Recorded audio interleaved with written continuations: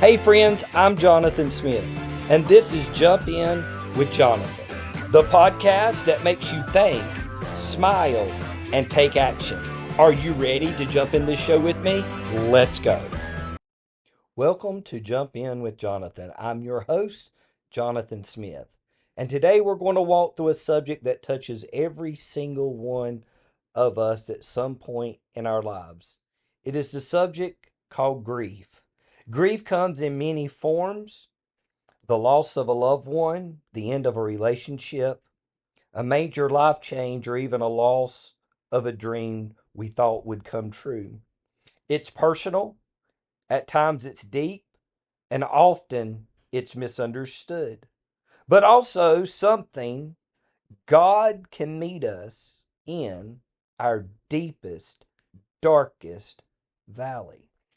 We talk about grief on a multitude of levels. People warn us about grief.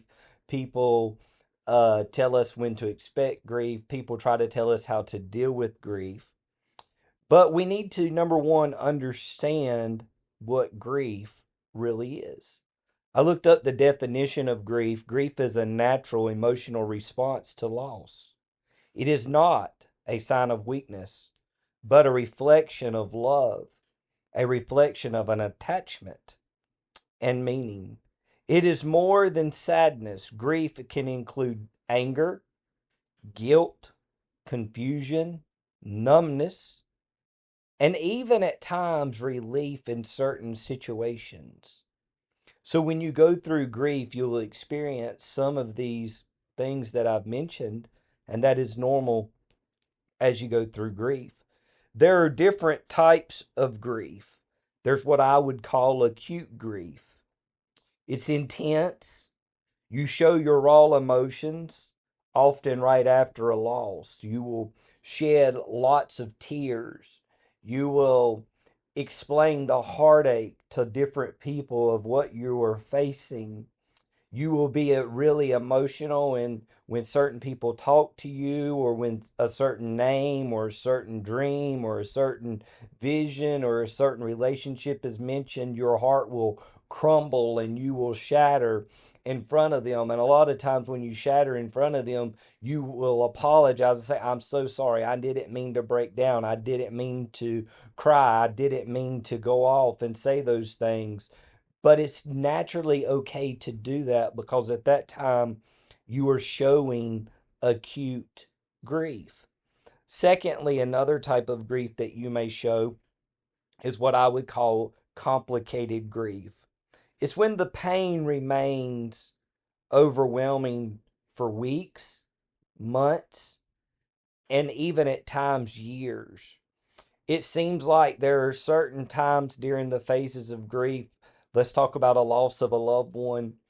And when you go through that loss of a loved one, may have been passed away for several weeks, but it seems like they just passed away today. They may be passed away for several months, but it seems like they just passed away today. They may have been gone for 20 or 30 years, but that grief is so real to you. It's still like it just happened yesterday or today. Well, the thing about this chronic grief is that is a normal stage of grief. Then you could also experience grief of anticipation, the sorrow you feel when you know a loss is coming. Some of us try to prepare ourselves for the death of a loved one. We try to prepare ourselves for divorce. We try to prepare ourselves for broken friendships. We try to prepare ourselves for major losses in our lives. And no matter how much we try to prepare, you and I will never be able to be fully prepared for that loss. You can think you can think that you are prepared. You can tell people that you are prepared. You can look and say, I'll be relieved when this loss takes place. I will be relieved when this divorce is over. I will be relieved when all of this is going on. And what you're doing is you're building an anticipation to your grief. But unfortunately, you will not be 100% prepared. The stages of grief is what I would assume is a myth, and you may disagree with me on this. There's 5 stages: denial, anger, bargaining, depression, acceptance. This checklist of grief was never meant to be rigid. In real life, grief moves in waves, not straight lines. You will never know which wave or emotion of grief will hit you next. You cannot be prepared for which wave or emotion of grief will hit you. Then I look at the body's role in grief. Loss does not just affect your heart and mind, but it can disrupt your sleep. It can disrupt your appetite. It can disrupt your focus.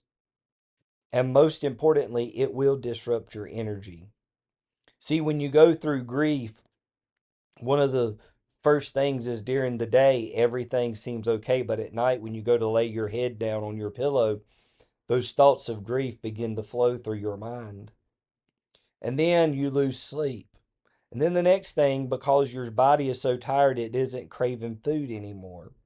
And then because you're so tired and you've not ate, you will lose focus. And then once you lose focus, you'll begin to lose energy and you'll begin to go down a deep, dark path of depression. So that is what I call the reality of grief. Secondly, why does grief hit so hard? Grief rewrites our daily reality. Grief can change our routines, our relationships, and how we see the world. Grief will do one or two things for you. It'll make you a better person or it'll make you a bitter person. The brain under grief, when I look at it, neuroscience shows that loss triggers the same areas of the brain activated by physical pain. Mental pain or mental grief and anguish can just be as hard as a physical,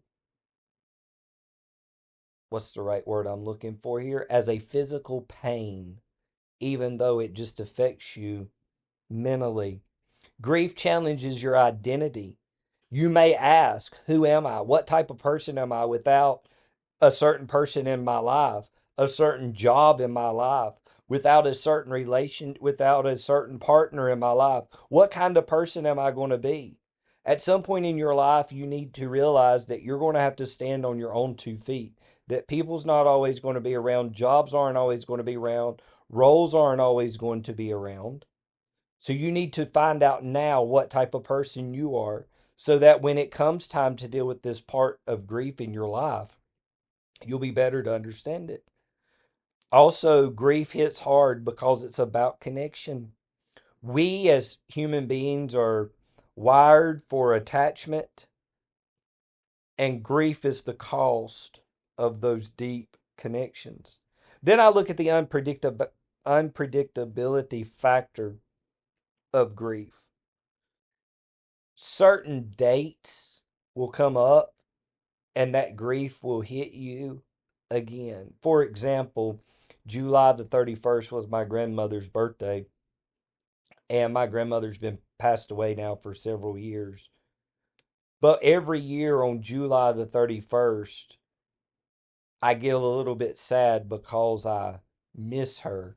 I miss picking up the phone and wishing her a happy birthday. I miss going to her house to see her smiling face for her birthday or Christmas or Thanksgiving.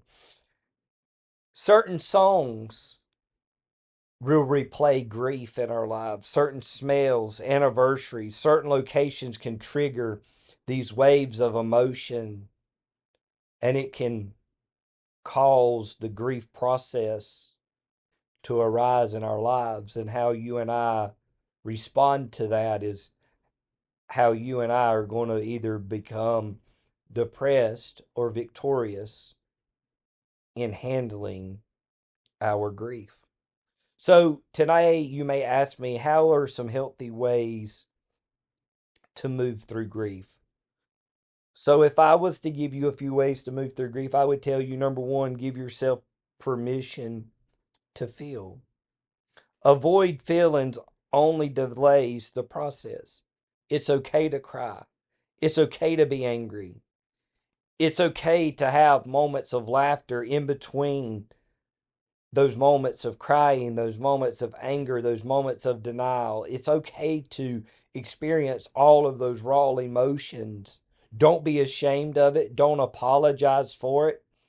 Don't say, "Oh, I'm sorry." Don't do any of that, but say, "You know what? I'm grieving and this is how I must handle it." Secondly, talk about it. Don't be afraid to find a group of friends that you trust to share your stories with, or family that you want to sit down and talk to about what you're dealing with. If you don't have any friends or have any family that you can trust, then I would advise getting a therapist, because when you put grief into words, it helps process it. Also, get a journal. Write down your thoughts and memories while you're going through this grief process so that you can make sense of them later on down the road. Also, I want you to honor what you have lost. Create a small ritual, a photo album, or a memorial to keep those that you have lost alive in your memory. Now, it's hard to do that with a job, and you definitely don't want to do that if you're going through a divorce, because God knows we don't want to see our exes anymore. But when we think about these things, we need to keep a memory of those that have loved us and that have cared for us and those that we truly loved and cared for. Most importantly, take care of your body through the grieving process. Make sure that you are getting good sleep. You say, "I'm not getting good sleep. I'm struggling with that." Go talk to your doctor about maybe getting some medication while you're going through the grieving process to make sure you get some sleep. Make sure you eat a nutritious meal. Make sure that you stay exercising, because these things are the basic needs that our body needs each and every day. And these are things that grief can take away. Give yourself some time. Grief doesn't have a deadline. Healing is not forgetting, it's learning to carry the love and memories in a new way. Find creative outlets, whether it be art, music, writing, gardening. Heck, even creating a podcast can channel the energy of grief into something life giving. You will never know how your story may help someone else. There may be someone else going through the grieving process that you're going through. They don't know how to talk about it. They don't know how to explain it. They don't know how they're going to get through it. But when they hear that you are going through it too, they will realize that they are not alone. Number four, there are times that grief becomes overwhelming. When you are feeling overwhelmed, you're going to need extra support. You're going to feel, when you are overwhelmed, that you are stuck in deep sadness with no relief. You will begin to isolate yourself from others. You will have a persistent, hopeless outlook on life. And unfortunately, if you do not deal with it properly, there will be thoughts of self harm or that life isn't worth living anymore. When you are that deep in grief, it is time to seek professional help. That's why we have grief counselors, support groups, helplines. These things exist for a reason, because no one should have to navigate grief alone. As most of you know, I pastor a church. I try not to talk about pastoring in this particular podcast. I keep that for my other podcast called Just the Bible Will Do podcast. But as a pastor, I recommend to every family at time of a death or when someone's going through a divorce to make sure that they have a good grief counselor, because I found it important that when you talk about your problems, it helps you get through your problems. Several months ago, I had a family come through and they had a death, and I spoke to them and I said, "Let me encourage you to get a grief counselor. We don't need a grief counselor. We don't need any of that help. We'll get through this ourselves." And I said, "That's fine, but I did my job by telling you to get one." And so grief counselors today can help you in a multitude of ways. Now, you may say, well, I have faith in God, so I don't need a grief counselor. God gave a grief counselor the ability to listen, to help you understand, and to help you process your grief. And yes, you can have faith in God. And yes, you can talk to God about your problems. But God also gave you the sense enough to be able to sit down and talk to someone else who can give you the advice to get you through this period of grief. There are certain websites, if you were thinking of harming yourself, the National Suicide Hotline, which is 988, if you need to call them in the United States. We have griefshare.org, which is a great tool for people experiencing grief. There are tons of therapy apps. There's tons of online counseling sources. There are tons of YouTube videos and different outlets that you can get the help in navigating your grief. Now I want you to look at the long view of grief. We looked at the short view of grief. I want you to look at the long view. Grief over time changes. It will never fully disappear, but often it transforms from a sharp pain into a softer ache. You're not getting over it. The goal isn't to erase grief, but to weave grief as part of your story that made your life better and not bitter. Growth through grief. Many people will find a new strength, empathy, and priorities after loss. This doesn't minimize the pain, but it acknowledges that life can still hold meaning. As you go through grief, remember that grief is proof that you have loved, cared, and connected.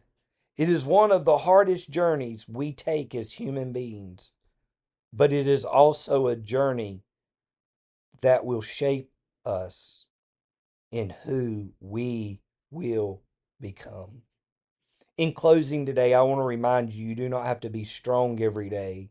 You do not have to have all the answers to all of the questions. All you have to do is take one step at a time and one breath at a time. And if today is a heavy day, remember it's okay just to get through today. Tomorrow will take care of itself. Thank you so very much for spending time with me today. If this conversation has helped you, please share it with someone who might need to hear that they're not alone in their grief. And if you like more discussions like this, please be sure to follow at Jump In with Jonathan for future episodes. Until next time, take care of yourself and give yourself permission to heal. Thank you for listening to today's episode on Jump In with Jonathan. And keep in mind that life is better when you jump in. Have a blessed day.